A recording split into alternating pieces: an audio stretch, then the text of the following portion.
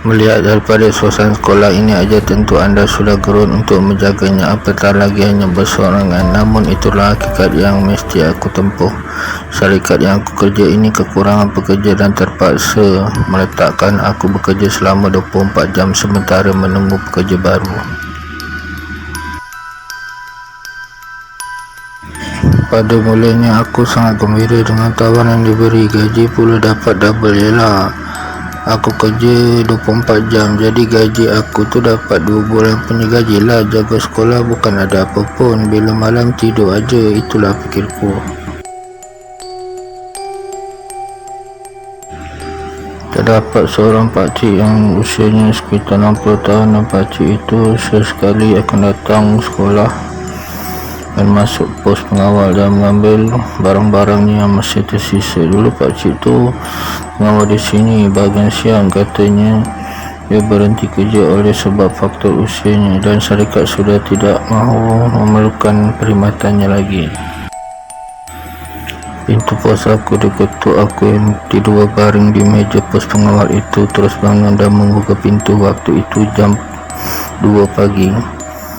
Namun tiada siapa yang kelihatan. Aku biarkan beberapa detik. Setelah pintu pos tu aku kunci daripada dalam. Rupanya ia mungkin ditolak angin daripada apa yang aku amati itu. Namun rupanya tidak, kerana hampir setiap kali pasti pintu pos aku terdengar seakan diketuk. Namun ketukan itu agak perlahan-lahan dan sekali kedengaran 3 bunyi ketika ini tidak tetap pada satu waktu. Masanya berubah-ubah. Ada jam 2 pagi, ada jam 4 pagi, kadang langsung tiada berbunyi. Satu hari pakcik yang pernah jadi pengawal shift pagi itu datang lagi. Kali ini dia kali terakhir dia datang untuk mengambil sisa barangan di pondok pengawal. Namun sebelum dia bercerita pada aku bahawa sekolah yang aku jaga ni keras, nanti satu masa kau akan tahu juga, kata pakcik itu sebelum beredar bersama motor Honda 70 miliknya. Antara percaya ataupun tidak apa yang dikatakan pakcik tersebut, namun pada jam 5 petang itu aku cuba meronda melihat persekitaran kawasan sekolah tersebut. Ada 2 bangunan 3 tingkat dan ada juga bangunan 1 tingkat yang bersambung dengan dewan, dan di sebelah dewan itu ada kantin sekolah. Dan semasa melewati kantin sekolah itu telingaku menangkap suatu pergerakan bunyi. Aku cuba amati berdarah-darah aku dan langkah aku percepatkan untuk menuju ke arah pondok pengawal. Bunyi orang menyusun pinggan mangkuk kaca atau juga bunyi sudu garpu belaga. Mustahilkan, kerana mana ada siapa di dalam sekolah, hanya itu yang aku tahu. Pucat lesi wajah aku dan keluh bebek ini nak berkata-kata dan terdiam-diam di telingaku tentang apa diperkatakan oleh pakcik itu, dan meraih saat itulah aku dah tak berani tidur di pondok pengawal itu lagi. Aku terpaksa pencekam mata dan sekali aku hanya terhindar perhentian bas yang sepi di hadapan sekolah itu. Begitulah aku setiap hari aku akan masuk ke kawasan sekolah hanya jika ada panggilan cikgu yang ingin masuk ke kawasan sekolah.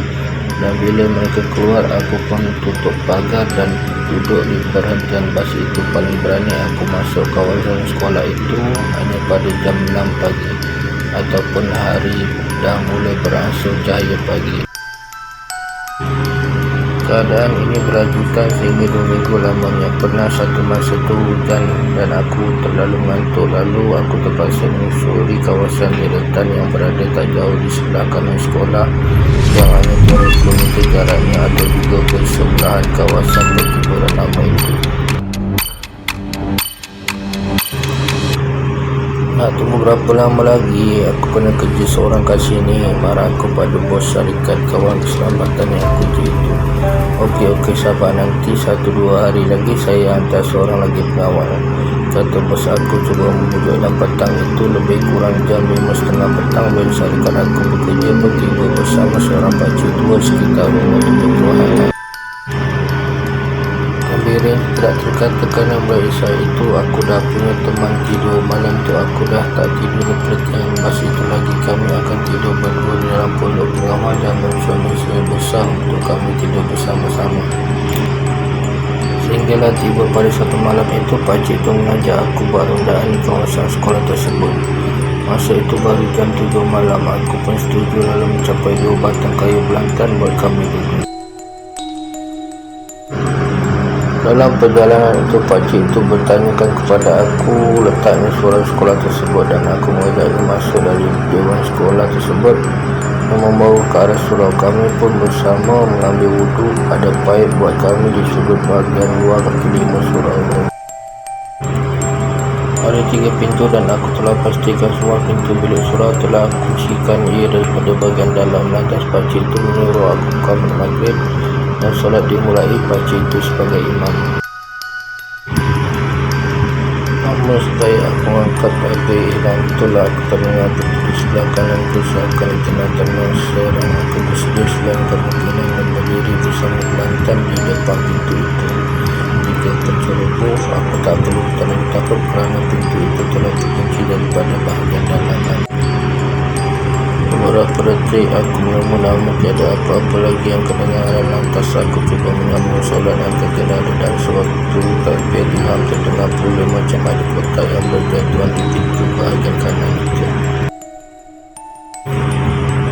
Ini terlalu kuat, namun pakcik itu tenang saja melakukan solat. Itulah yang bertanya-tanya pada aku setelah beberapa detik menunggu detik itu. Pakcik itu di rakaat yang kedua kali ini aku buat semua solat kali ini pada ketika sama itu semasa takbir imam. Dan kali ini pintu di hadapan kami seperti ada sesuatu yang roboh jatuh daripada belakang pintu.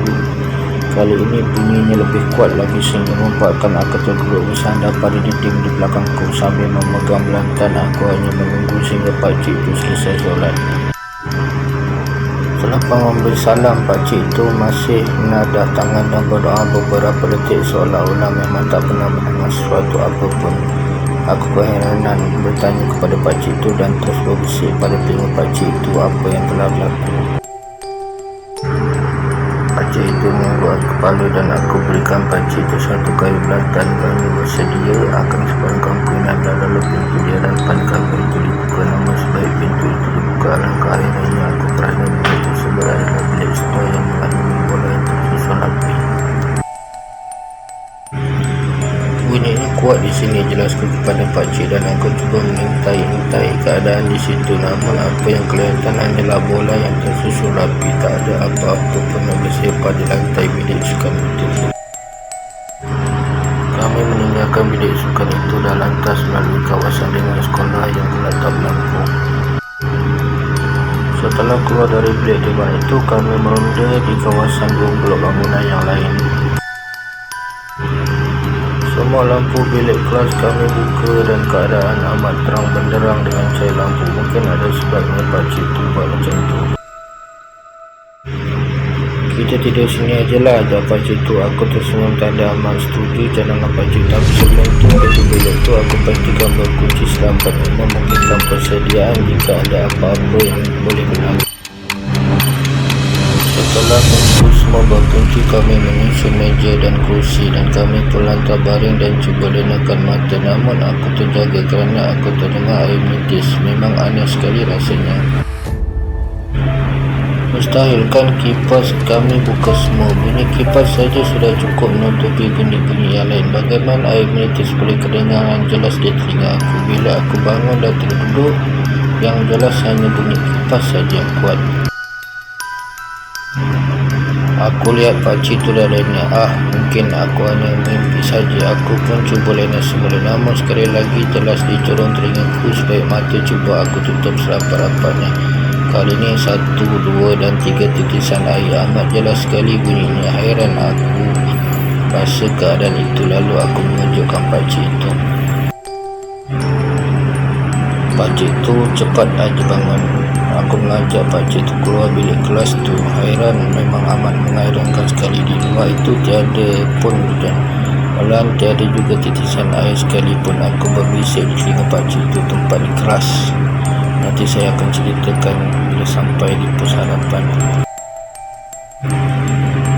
Kami pun bergegas menuju ke pondok awal yang jaraknya antara 70 meter dari tempat kami berjalan. Namun dalam perjalanan itu pakcik menuding ke arah hadapan, ke arah pohon di pusat yang terletak di luar pagar sekolah.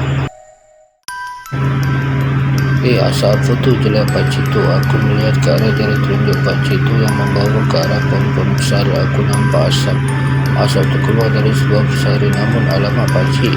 Aku menepuk belakang pakcik tu dan kami berdua pun bersama berlari macam tak cukup tanah lagi. Itulah malam terakhir aku bekerja bersama pakcik tu. Keesokan paginya sekali lagi aku marah-marah pada pihak pengurusan syarikat aku bekerja dan aku minta mereka menukarkan aku di tempat kerja yang lain. Dan petang itu aku ditukarkan bekerja di tempat yang lain. Company syarikat membawa seorang lain menggantikan aku bekerja di situ.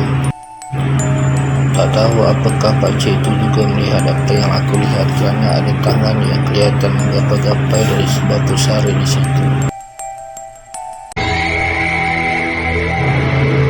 Terima kasih.